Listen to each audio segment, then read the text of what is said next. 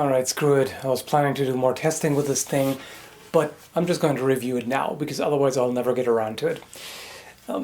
Testing polearms is a bit of a pain in the ass if you're restricted to a rental apartment and only have a few locations that you can go to and record at, because they are kind of difficult to transport and all of that, but I'm not going to bother you with that. So this is the cold steel Swiss Halberd. It's available at Cult of Athena for $120 and, well, it's one of the few reproduction polearms on the market. There really isn't a whole lot.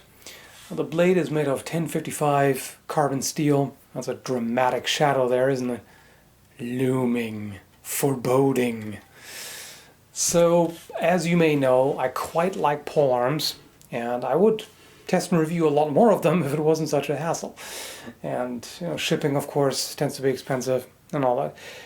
Anyway, I haven't done a whole lot of testing with it so far. I tested it on a ballistic gel torso and on one of the zombie heads, which worked pretty well, so performs nicely. Sharpness is underwhelming, but to be fair, it is a polearm. It obviously doesn't need to be shaving sharp, nor should it be, really. And it works. It does the job. Okay, I'll sum up the positives. It's very affordable. Very much so. It's a polearm. Polearms are awesome. It cuts. It's imposing. Okay, I think I'm done with the positives. So on to the negatives. First off, I understand that it's better to ship them separately. The head and the pole. I get that. Saves on shipping costs. That's fine. But the way it came, it requires a lot of work. This is how it came. The pole is way too thick to even get started on mounting it. You have to sand it down and shape it a lot to even allow it to fit into the socket even halfway. And it doesn't even come with screws. It's nothing. It's just like, here, we made a thing, it's incomplete, there you go, finish it for us. I'm almost surprised that the holes were pre-drilled. At least that. So you have to shape the pole to actually fit it properly. And you have to get your own screws or, pins or whatever you want, and you have to mount it yourself. That's a little lazy, if you ask me. Again, I get it. It's a pretty low price, and I get shipping the two separately, because it's just more practical that way. But requiring the customer to basically finish it for them, I'm not up for that. I'm not okay with that. That goes a little far. Again, I could understand if it's, fitted mostly, if you just have to adjust it the rest of the way to fully fitted, fine, okay. But this? Also on the page, Cult of Athena says, cold steel is very inconsistent and random with the poles. Now, having worked in a store for a while that sold swords and knives and all kinds of other stuff, and seeing a number of cold steel products, I think random and inconsistent fits it pretty well. I've seen a lot of things there that I would definitely call random and inconsistent, where mounting hardware is missing and parts don't fit together and all of that, and it's the same here. Also, the poles apparently come in all kinds of different conditions. Some are stained, some are unstained, some are completely round, some are flattened on the sides, so it's all over the place.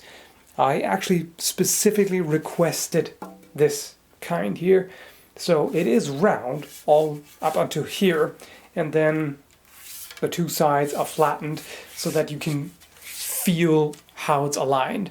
And this is standard. This is how it should be. Now, a completely round pole on one of these is silly. It is very impractical. Here, this is how they used to look. Now, this is a pole hammer. It's not a halberd, but same kind of thing. Quite often, they were square or rectangular in cross-section. You can see right here, it's got the steel langets on both sides. That's how it's attached. That's how it's riveted to the pole. And this works perfectly. Feels good in the hand. It's secure. You can, You can feel how it is aligned. It's not going to flop around in your hand. If you look at examples of a Swiss Halberd in museums, they are square and they have the langets that are attached to it. This is round tube that fits onto the pole or doesn't, the way it comes, and that's it. It's as simple as it gets. Now, I can't harp on that too much because I said $120 US for a polearm. It's not too bad. It's reasonably affordable compared to a lot of other stuff. If you look at Arms and Armor, they make the best reproduction polearms on the market that I'm aware of, at the very least in North America, and they cost quite a bit more. Also, this is a very, very simple shape. This is just essentially a sheet of steel that is cut into the shape, and it's got a very, very simple edge here on the end. That's a pretty steep angle. The socket also is very simple. It looks almost, kind of has this garden tool sort of look going on. Also with the blackened finish, personally I don't like that at all. It's not historical. I mean, if you wanted to go for something historical, you would leave it blackened from the forge. That would look quite a bit different. The originals that I've seen are all just the bare steel. It's not blackened. And this kind of paint here it's just ugly, in my opinion. However, that all being said, I still had fun with it because it's still a polearm. Polearms are awesome, no doubt about it. There was one particular thing that was pretty interesting.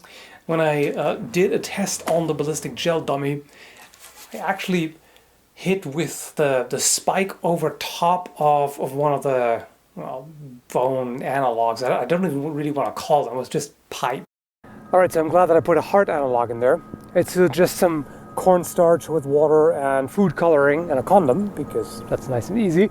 And I put it behind the ribs, you know, in the same place where the heart would be. And let's see, there is some red goop on there. So that would not have been noticeable. So apparently what happened is that it went in here and then hooked over top of a rib and then got the heart that way. And see right here.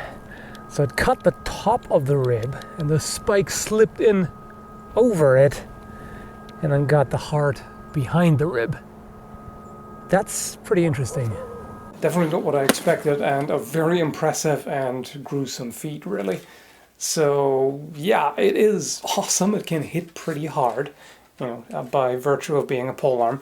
I just don't think it's a very well-made reproduction of a polearm. I've definitely handled a lot better.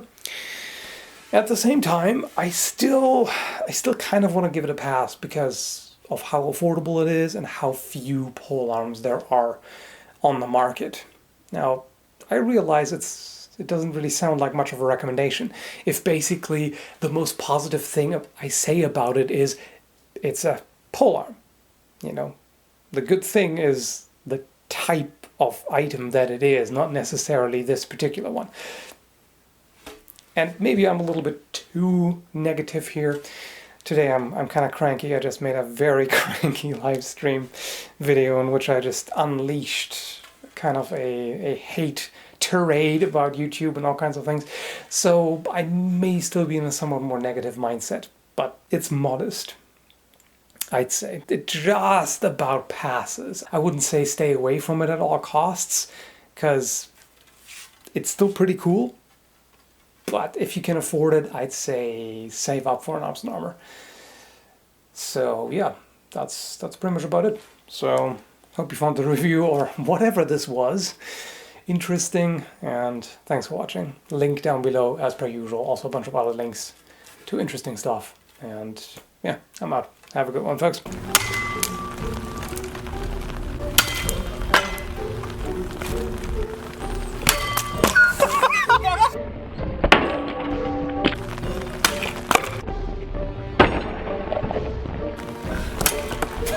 Did you see that? It's so bouncy.